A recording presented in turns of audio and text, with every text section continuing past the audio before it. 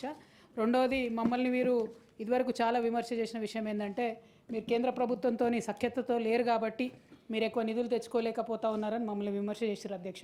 మరి గడిచిన సంవత్సర కాలంలో గౌరవ ముఖ్యమంత్రి గారు దాదాపు నెలకు 2-3 సార్లు ఢిల్లీకి పోయి కేంద్రంలో పెద్దలందరినీ మంత్రులందరినీ కూడా కలిసి వచ్చినారు.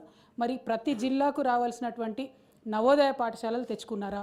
లెఫ్ట్ వింగ్ ఎక్స్ట్రీమిస్ట్ జిల్లాల కింద మన జిల్లాలు చాలా ఎక్కువ ఉన్నాయి, వాటిని ఎన్నింటినీ రికగ్నైజ్ చేస్తున్నారు.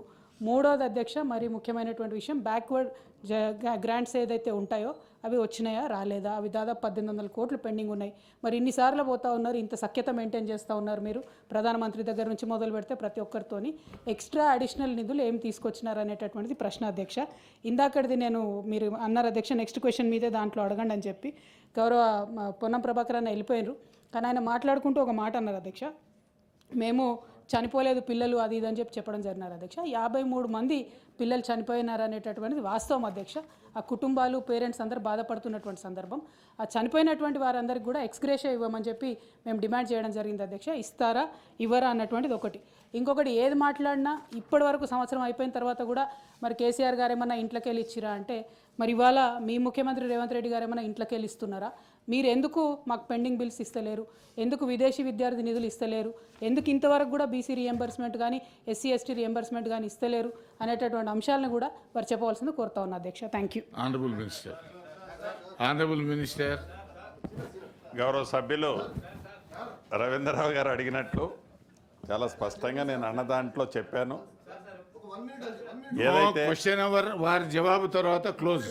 గౌరవ సభ్యులు ఈ ప్రభుత్వం ఉన్న పాత జిల్లాలను ఏ జిల్లాని కూడా రద్దు చేయాలనే ఆలోచన ఏమీ లేదు. వెరీ క్లియర్గా చెప్తున్నా. ఇక అభివృద్ధి సంక్షేమం ఆ జిల్లాలో ఏ స్థాయి నుంచి ఏ స్థాయికి ఇంక్రీజ్ అయింది, ఒకవేళ మా జిల్లా తీసేస్తే పక్కన సీతక్క జిల్లా తీస్తారా లేదా అని గౌరవ సభ్యులకి ఇటువంటి ప్రశ్నలే వారి మనసుకు రానియొద్దు. ప్రభుత్వము ఏ జిల్లాని కూడా తీసే ఉద్దేశం లేదు. సోదరిమ కవిత గారు అడిగినట్లు గౌరవ ముఖ్యమంత్రి గారు ఎన్నిసార్లు కేంద్రం పోయారు, ఎన్ని నిధులు తీసుకొచ్చారు, సరది ఈ క్వశ్చన్కి అనుబంధం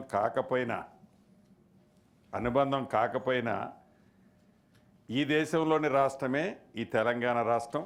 గౌరవ ముఖ్యమంత్రి గారు పోతే కేంద్ర ప్రభుత్వం ఏదైతే ఉందో మీరు 10 సంవత్సరాలు పరిపాలించినాడు ఆనాటి ముఖ్యమంత్రి గారు ఆనాటి మంత్రులు కేంద్రానికి వెళ్ళినప్పుడు ఎన్ని నిధులు తీసుకొచ్చారో స్పష్టంగా మీకు తెలుసు, మాకు తెలుసు.